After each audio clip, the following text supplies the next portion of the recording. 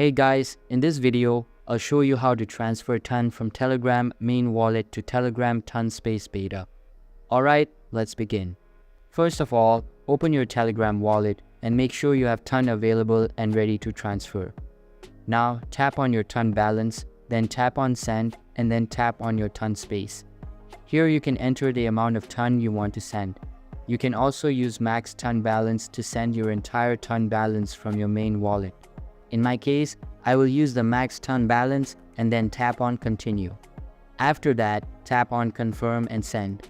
Once done, enter the passcode if you have one and the amount will be sent. Now tap on done and then wait for a couple of minutes. After a couple of minutes, ton balance from my main wallet will be successfully transferred to ton space beta. So that's basically how you can transfer ton from Telegram main wallet to Telegram ton space beta. And that's it for this video. If you find this helpful, consider subscribing and giving this a big thumbs up.